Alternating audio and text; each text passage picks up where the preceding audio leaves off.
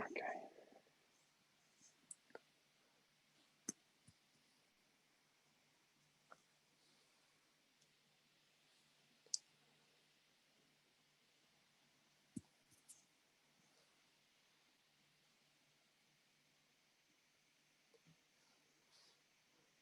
Okay, good morning, everybody. Welcome to the Bootroom. Today we've got Tomas Bateman.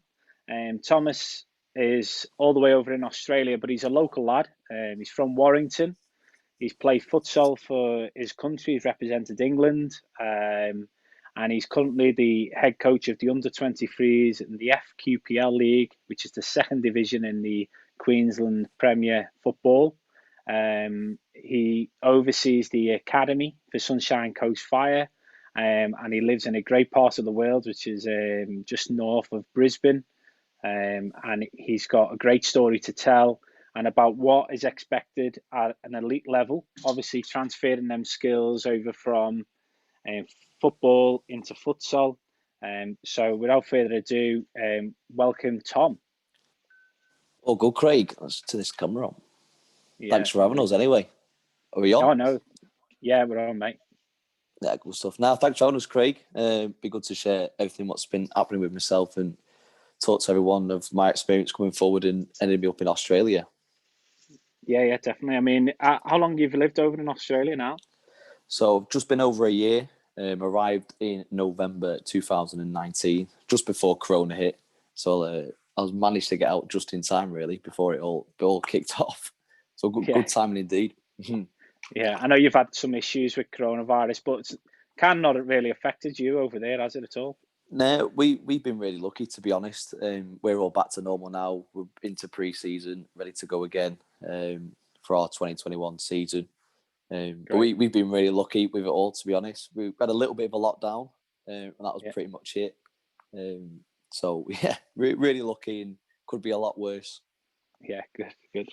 So, Tom, let's go all the way back to the beginning. How did you get, obviously, you play football and you got into futsal kind of late. What was do you want to explain that? Yeah, so I was only introduced to futsal when I was 14, really. So I was quite late. I wish I had it younger because obviously the turnovers from the benefits of futsal are just mind blowing to the returns you get off it. So in terms of growing up as a kid, grassroots level, as an early age, as every English child does when they're 4, 5, and 6, just playing grassroots. In and out of academies in between that with Blackburn, Bolton, Tranmere. I was at Accrington for a bit, about 11 or 13, so I had a couple of years there. So then first introduced into futsal at 14. And then I actually started to, more I played it, more I enjoyed it and liked it. And actually went more down the futsal route more than the football in terms of playing wise. So when I was 18, I stopped playing football altogether just to play futsal for a couple of years, obviously before ending up back here. Yeah. So go on. No, go on. Sorry. Yeah, and also I've always had football introduced as well. So going through the BTEC program, I was at Man City as well, and also Warrington Town in the youth teams with that.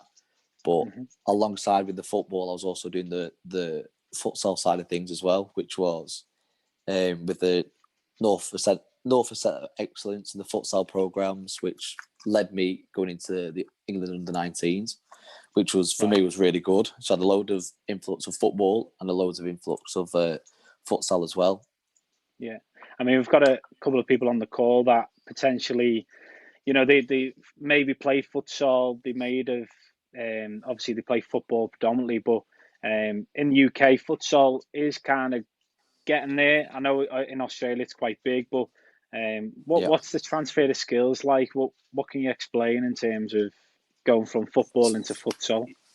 Yeah, it's a good question. So obviously with the futsal court, it's a lot smaller than the 11-a-side game. So composing the ball in such more tight spaces compared to the sand is massive. So be willing to keep the ball in a small tight area is going to be a lot harder than loads of time and space in a big 11-a-side field. So you're always under pressure all the time because there's no space to hide really. You can't just go and stand up top or go and stand out wide. You've always got pressure under, which you're exposed to 1v1 situations. So if you're a good footballer, you've got to be able to adapt in the 1v1 situations, really. So your decision making's got to be a lot quicker, which happens for everything through football and futsal. Yeah. You just got to be quicker to everything that's coming, where the ball's coming from, where it's going to go to, and everything's got to be like rapid decision making. Yeah. So in terms of futsal being so fast, if your decision making's quick, you're going to be absolutely happy days on a football field because it's so much more room to work in. Yeah, I mean, there's a big perception, I think, among players that futsal is more of a skill-based game, but when you actually take back and have a look at it, it's more of a passing and understanding, obviously transition, but predominantly more passing than it is skill. Yeah, so with the whole benefits with the futsal, there's more of everything. So there's more passes, there's more shots. There's just all more of elements you have to the game. Yeah. From futsal, so you're doing everything better. You have more goals of doing everything than you would have in a football game. Yeah, I mean, when you got that first call up for England, what was your feeling there? What was all that about? Yeah, so that was with the under-19s, with the England stuff. So it was we had regional centres. So we had like the North, the South, and the Midlands. And then 4 times a year, we would play against each other. So the best lads from the North, best lads from the Midlands, and the best lads from the South would all do like a round robin tournament. Okay, so basically, the 19s would get picked out of the lads through there from that group. Yeah. So really lucky to get through all them, and then we collectively make the under-19s group, which was great. So we had a couple of camps. It was about, again, 4 times a year you do. So you do 4 times with your region, with the North, and then 4 times all together with the under-19s. And did you how many games? What was the game system like for playing for England? Yeah, so the games was good. So at the time, we weren't doing many international games at all. So it was more in-house games we did. So obviously, futsal was starting to come through academy system as well into their training. So we played a lot of games against football academies. So we play a lot against like Bootroom and Mansfield because they were local to St George's Park at the time. We did a couple of experiments where we played the football teams at futsal, but then we have a football match as well. So so we'd beat them at a futsal game, but when we go to play a football game, they would overdo us. So we did that a couple of times, which was again a good experience, and just to see what was what in terms of where everybody was standing. Yeah. So what influenced you to get involved with futsal? Because obviously getting involved in I mean, when did you start playing? 14? Yeah, so first introduced when I was 14 futsal. And then always playing through a club since then. So I was at Liverpool Futsal Club. I was been at Tranmere, and I was at Bolton just before I come out as well. But who influenced you to take that step? Sorry, yeah. Well, good. So I was so obviously, myself with my dad. So he's heavily involved with the FA. So he looks after FA coaches, educator. That's his role. And he just told me about this new sport that was coming through. He was still new to it as well. The futsal, just went to a few sessions and just loved it from day one, really. So Liverpool not being too far away from me, that was our closest club at the time. Right, So that's where I went. So that's where it first started, really. So your dad was the biggest influencer. I mean, obviously your dad runs all the futsal courses, and I'm sure a couple of people might have obviously know of your dad, maybe on the call.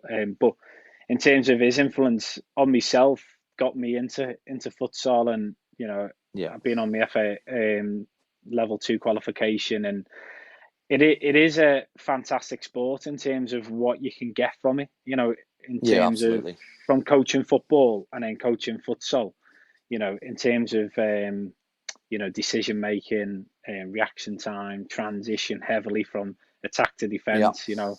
It definitely is a major help, I think, for players. And I think if we could use it more in this country, it would be a lot better. I don't know if you agree, Ian.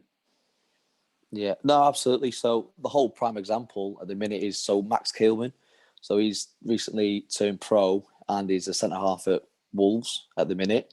So if you look at his background, it's always been through futsal, being in with the England first team futsal team, still playing semi-pro, okay standard, and then all of a sudden he's gone from semi-pro to Premier League, starting in the first team and defending against Mo Salah every weekend. Right, Another one, Zach Brunt. So he's pro with Sheffield United. He's just starting to get into the first team now as well. I played with Zach a little bit with the 19s. So there's starting to be a real influx of people coming from not big clubs, football, but playing futsal as a background, coming through to signing pro contracts in the Premier League.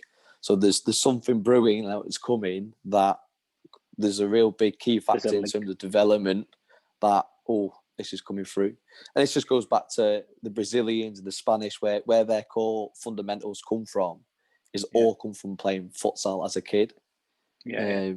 So we just need to keep pushing it on, really.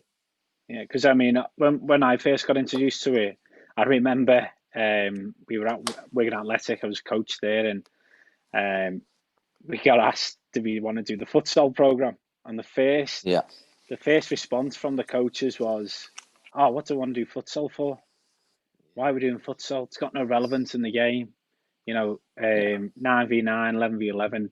Futsal's 5v5. What relevance does that have in that game?" So anyway, we're all a bit. Just people wasn't aware of it really. Yeah, and then obviously we went a bit skeptic. Went and done the course. Your dad ran it actually, and it still didn't have the bite. And I'm sure your dad remember, like, they couldn't wait to finish. Even though the content, your dad, they just wanted to go and deliver the football. They weren't involved in futsal. And then we got an opportunity to do the futsal level 2, which was good. Bit more in depth, longer course, and we started to implement it then into the academy program. So these kids are getting it. These kids are getting futsal from 9 all the way up, and it'd be interesting to see now what effect that's had. So that was probably 2000 and just before I went over to Australia, so 2016. So what's that? 4 or 5 years ago. So be interesting to see now where them players are at in terms of their development. Yeah, big time. Absolutely. So especially, you're right. So in terms of the core development for them, if they were training 3 times a week, 1 would be futsal, 2 would be out the grass and football. So if they keep having this implement in the futsal, the development's just going to just skyrocket. Just influence the next generation of the English footballers. If it's working for the Spanish and the Brazilians winning all these World Cups, then something must be right. Yeah. Well, so in terms of like professionalism and your transition into represent your country, what was different there in terms of maybe turning off a match day? What was that procedure? What was all that like? Yeah, so good. So the whole environment, when you turn up to the camps, the whole environment is a whole lot more professional, like you said. So when you turn up to games, you have to be dressed in suits. You have to be arrived early. You're staying overnight. Everything's together. So everything's like you're eating together, you're training together. The whole environment is just a lot more professional. Obviously, the facilities which we used at St George's Park are just second to none if you've seen them in terms of the massive futsal court, the change rooms, and then the recovery rooms with all the ice baths, and so everything's just to another level, and standards needs to be high all the way through. So really good.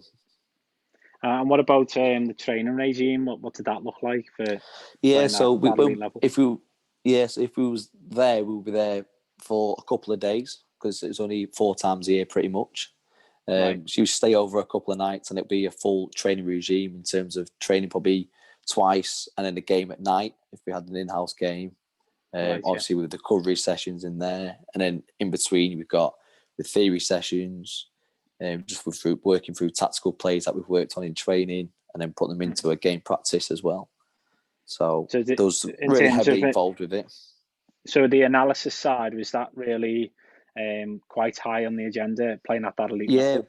yeah, big time. So futsal, good thing is it's really tactical. So if it's a set piece, so even from a kick in or a goal kick or from a corner, there's 12 different routines that you could do, and you have to know each routine. So if you're playing in a certain position, you need to know where everyone else is. So we all had like a big PDF folder of if the ball's out for a kick in and somebody calls it. So we related it back to footballers' names. So if we put the ball down and shouted Rooney, it'll be a certain move.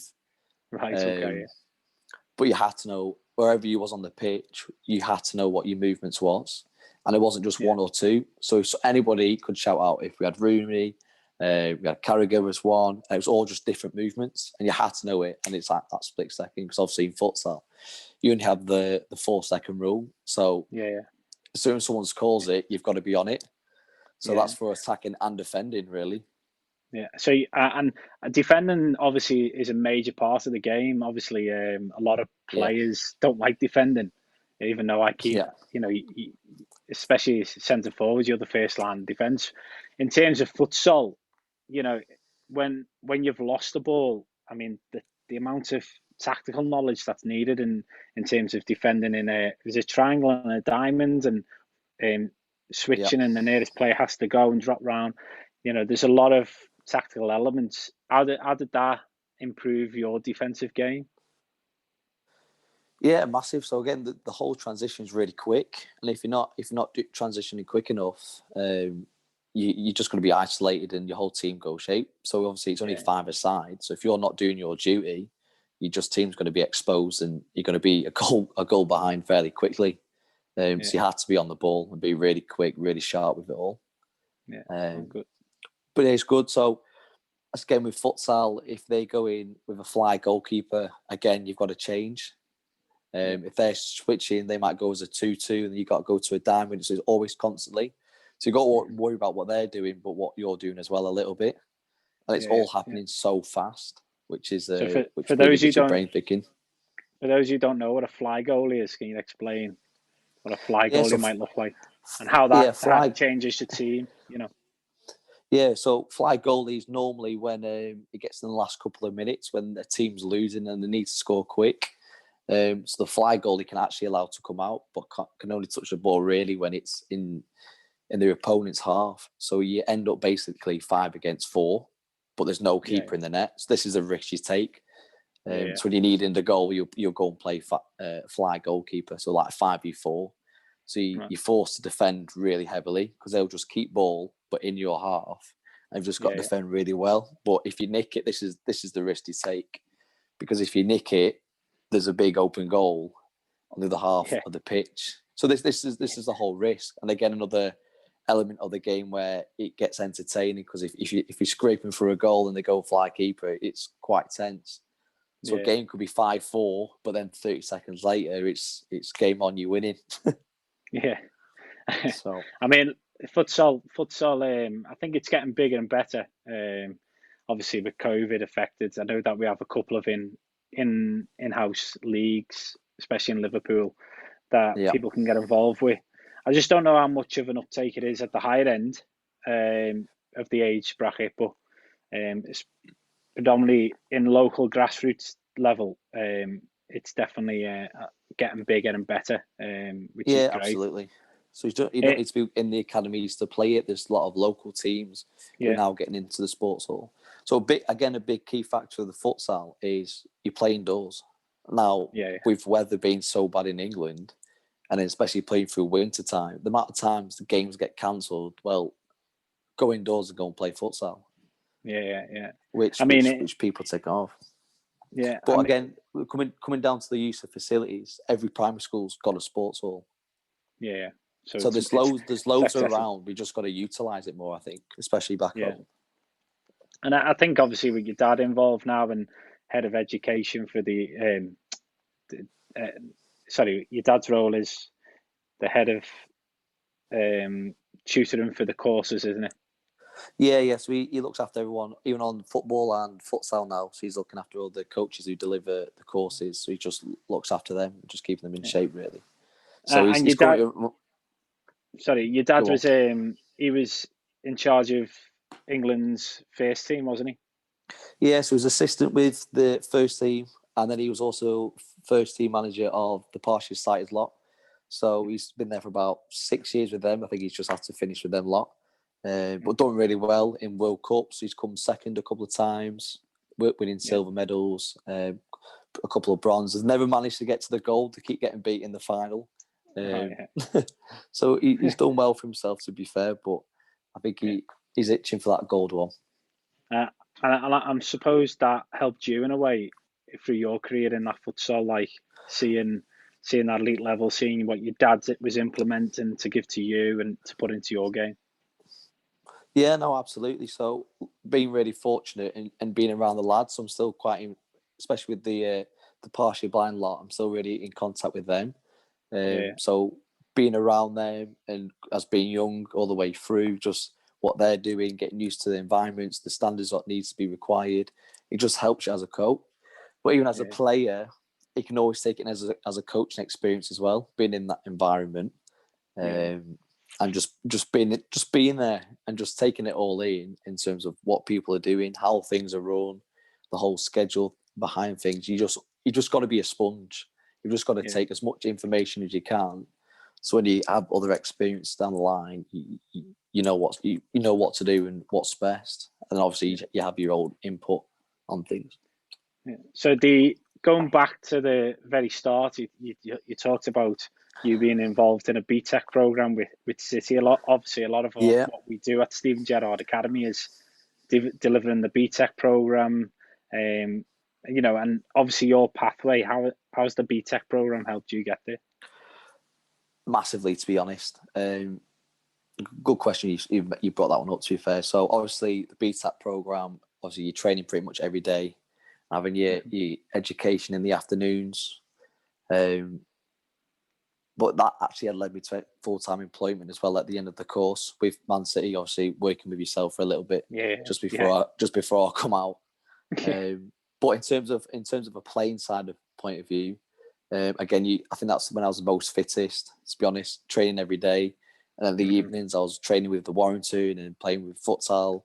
So between the ages of 16 and 18 for those 2 years, you're basically playing full-time football / futsal. For those who's all gone, so that's probably when I was at my sharpest, to be fair. Because a lot of us led me. A lot of our students have the similar, so they'll do the BTEC program and then they'll also move into doing the football, which is 3 times a week, including the game. So it's a high demand program, but obviously the benefits, seeing yourself on this call who have been on a BTEC program, being employed through the BTEC program, playing at the highest level in futsal. You can't get any higher than playing for your country and representing your country. And then obviously you made that decision to go over to Australia. And why did you do that? So I've always had it in the back of my mind to go and work abroad and do some coaching. Just like everybody else, I love the beaches, I love the sun. So if you're going to do anything, you've got to go to Australia pretty much. I made the decision. I was actually on a holiday with my mates, and I was sat on the beach and went, "Why am I paying 600 euros to stay here for a week when I could be staying here for a month?" So I'm just like, I had no other commitments. I didn't only paying for my car, just a bit of rent to my mum and dad. So I had no real commitments really. So if I had the time, now's the time to go and do it before it was too late. So I got over here when I was 21 and just been over here for a year. So probably the best decision I've done in terms of all that. Obviously with the Australian lifestyle in terms of, well, you know how it is with being over here. Just with the good weather, good beaches. Obviously the football's not as good, but it's something for us that we can work with. To make it. So we met in before I came back from Australia, and then we worked together at City. Quite a funny story. And then I ended up coming over, taking your job. You went over and kind of took my role, to be fair, at the time. And then, which was great. And obviously, what implementations have you took from your learning here in the UK through the BTEC, through your football, your futsal? What implementations have you put into Sunshine Coast Fire? Yeah, good question. So I think a big factor of it is it's just bringing the love of the game for football, because over here in Australia, as you'll know yourself, everyone's doing 5 of the sports.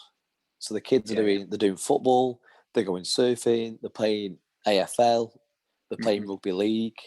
Yeah. They're doing everything. So like for us, football back home is like bread and butter. So that's all we do. Yeah, it's football. And if people want to come to the elite level, they ain't going to do it by doing 5 other sports as much. So we, especially with stuff we've done with the club, is obviously set up the full-time academy, and we've really tried to influence just getting Australians as better footballers. So obviously the kids are training now at the school 3 times a day, from the ages from 9 to 14. So they're the first as guinea pigs, if you want to call it. We are all now full-time footballers with game programs on the weekends and game fixtures through school. So we've had a real big impact, to be honest, in terms of the kids side of things, and hopefully developing these kids now going forward to when they're older, hopefully getting professional contracts when they're older and just getting more experience out there. So you said you're the manager of the under-23s. How did that come about? Yeah, so when I first arrived, I was doing the SAP director role, so looking after the ages between under-9s, under-12s. And then so at the same time, for those who don't know who SAP program is, it's basically our foundation phase here in the UK. So yeah, just throw that one out. Yeah, so just overseeing that age group, but then I was doing the under-18s at the time as well last season. Obviously, our season's been and gone into the next, and then got offered to do the under-23s for this season. So I thought, flipping heck, I'll jump at that one. So it's good the club have trusted me in terms of my delivery and getting my point across to the players. So if they've seen that for myself, then I'm in a good position, really. Yeah, I noticed you've also got been tagged on the news a couple of times. You've had a couple of news stories hitting the Queensland news on Channel 7, is that right? Yeah, they've had a couple, to be fair. Because the 18s have struggled a little bit last year, but we managed to get some good results. The news love it as well. So in terms of someone foreign coming across, they do like to get it on the news a little bit and just say, what's coming, and see if we can have a good influence on the kids. But it's good. It's what they need, to be fair. A little bit of we're here to make a point and here to develop the kids. I mean, so it's good. In terms of obviously a couple of people on the call, internationals who have obviously come across from one country to the UK. What advice would you give in terms of living abroad by yourself? Obviously no family, and you're far distance away. What could you give to them? If you get ever given the opportunity, go and do it. Because one of my favourite sayings, like, travel because money returns, but time doesn't. Especially when you're younger, you haven't got many priorities. So the people you meet, the places that you see, is just like it's a whole experience in itself. So anyone who's looking to go abroad, go and do it, because if you've done it, you can say, it didn't work out, but I've had 3 months. I don't know if it's going to Australia or America or like being Dubai these days. You've had an experience away and being away from home and doing something for yourself. So if anyone's got the opportunity to do it, then by all means get on that plane. And how do you cope with such a long distance? Obviously, you haven't been with COVID. You haven't been able to see your family for nearly 2 years. Obviously, just through a Zoom call. How have you managed to cope with that? So we're obviously after a game day on the weekend, that's when I have like my downtime. So just got to use the technology that we have. So FaceTiming all the time back home. So obviously your grandparents always after knowing what you're up to and what you're doing with your life. And and obviously the mates, I'm still all in group chats. So that's always going off, people seeing what they're doing. So even though the other side of the planet, you still know what everyone else is doing. Right. So Yeah. in Yeah. terms, you just got to use the technology that we have, and FaceTime's great, and doing Zoom calls like this, just spreading the message, is you've just got to utilize it.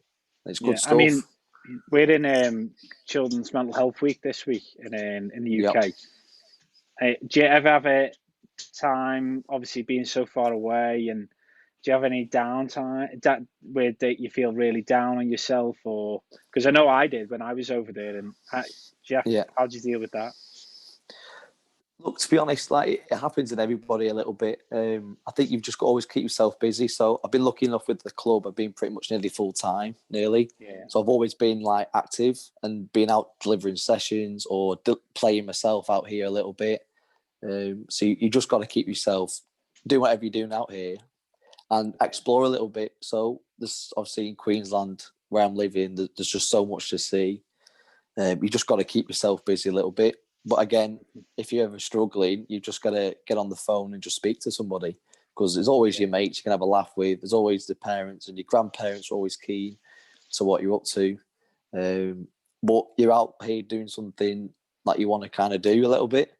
So Yeah. even though it might be sad that you've not seen them, or you've just got to really embrace it of what you're doing, and like what you're doing is actually really good.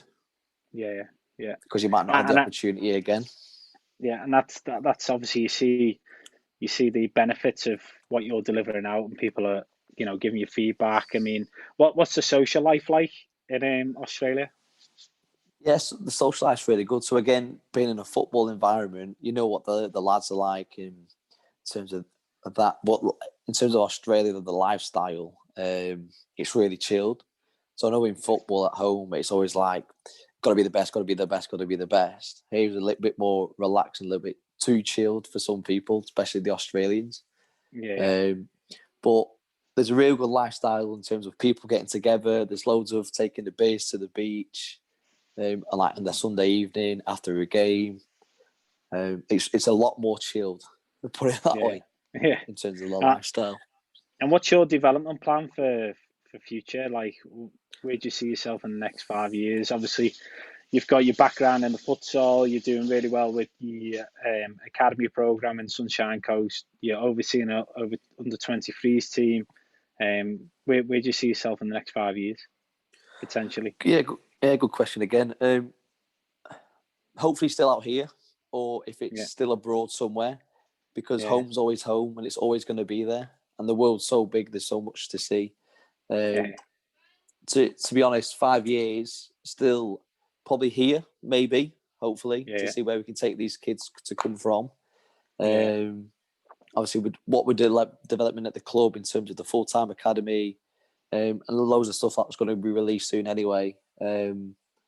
Things are getting better for footballers in Australia. So if I could be a part of that and be part of the project, then that'd be really good to be involved in. Yeah. And see that development plan come through. I mean, that's absolutely. something that obviously I was unfortunate not to see through when I was over there, because sometimes life gives you the curveball and you have to come back, and and I think you're right there. Home's always home, and if you get given that opportunity, you've just got to take it. I mean, we offer challenger sports over to America. We've got places to go to Finland. We've got Tenerife, for example, where we can give our students an opportunity to go and work abroad. And I think having somebody on like yourself who's been on that BTEC program, who's been employed, who's then took a next step further, working for one of the best clubs in the UK. I know that we're all from Liverpool here, but Man City, quite a big club.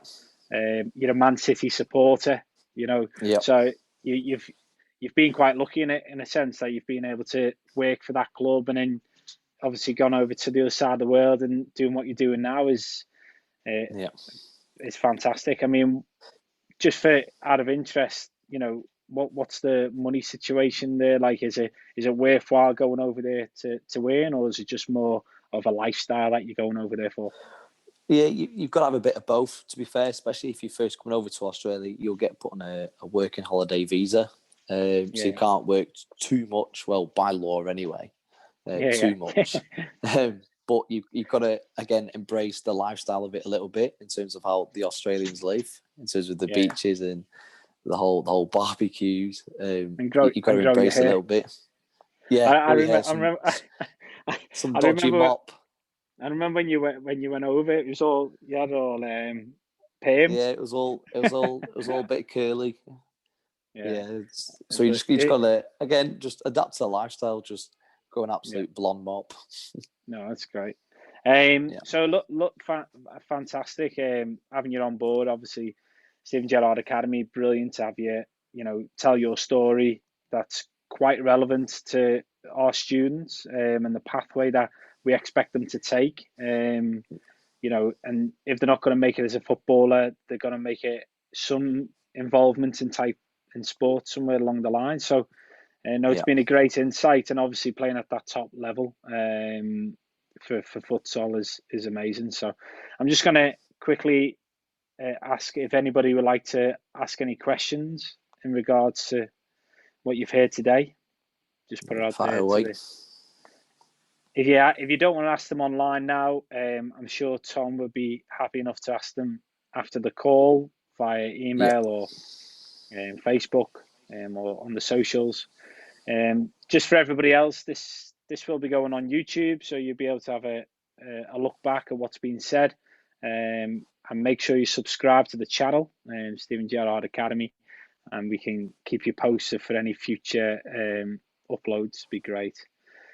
So if you haven't got any questions, Tom, anything else from you? They're all good. Just keep doing what you're doing, everything back home, Craig. It seems like you're doing a good job and getting these kids where they need to be. So you got to keep up the good work too. Oh yeah, thanks, Tom. Yeah, try our best. They're all good. That's okay. But no, fantastic having you on. And hopefully we'll be able to get you on in some type of practical form in the future, which would be great to see your stance on things. Yeah, all good. Sounds good. Yeah. Oh, happy days. All right. Well, if that's everyone, thanks a lot, Tom, and everybody, you're free to go. All good. Thanks a lot. All right. Thanks, Tom. Tom, man, thanks for sending us, Craig. See you later. No worries. Thanks. Bye. Bye. Bye.